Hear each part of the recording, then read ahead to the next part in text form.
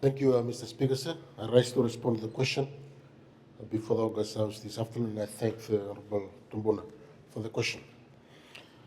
Mr. Speaker, sir, the primary income driver for all municipal councils is through the collection of rates.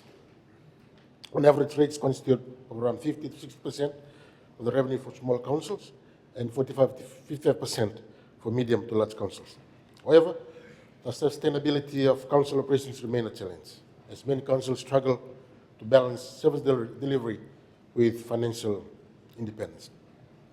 Speaker, sir, recognizing these challenges, the Ministry continues to challenge and encourage the newly appointed administrators to adopt sustainable operation practices and be more commercially focused.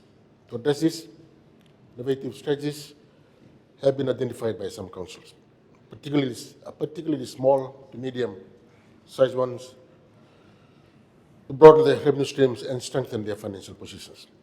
These efforts reflect a commitment to reducing reliance on government grants and ensuring councils can meet the needs of their communities effectively and also efficiently.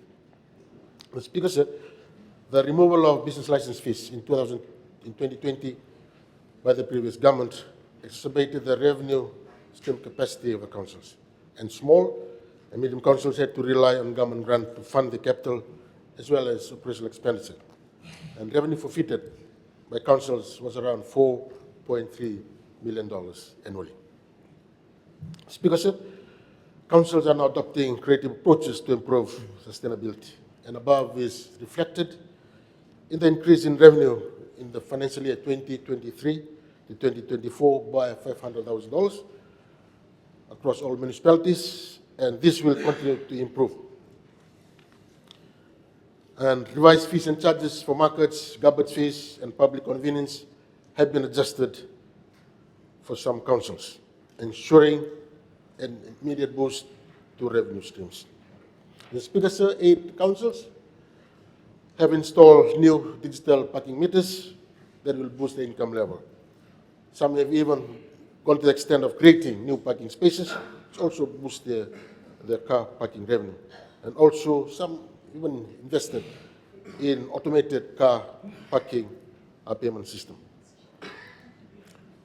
Mr. Speaker, sir, property revaluations have also unlocked additional rental income, which optimized asset utilization and provided a stronger financial base for councils. Small councils such as Levuka and Singatoka have maximized their properties for rental purposes, including hiring out conference rooms to generate steady income. There are also some strategic investments, Mr. Speaker, sir, for some medium-sized councils. For example, the Nakaisi Market, which is open this year, is going to generate an income of $282,000 for the North Shore Town Council. Similarly, for the newly open Lebuka Market, it's going to generate close to $140,000 in annual revenue from 132 trading stalls in the new market. It's also for Lotaka City Council with the newly open Namoli Green Market, generates annual income of around $71,000. For Singatoka Town Council, with the opening of the amphitheater, with a seating capacity of 150 to 200 people, it's going to generate $6,000 annually for when they promote local events within the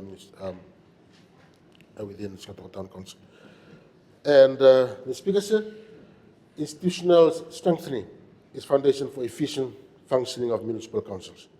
And Ministry has reviewed outdated policies and introduced new financial and human resources manuals to enhance government standards. Regular financial reporting, stakeholder consultations, and detailed performance reviews ensure transparency and accountability. Mr. Speaker, sir, KPMG Advisory Fiji Limited has been engaged to oversee the recruitment of chief executive officers for all the municipal councils.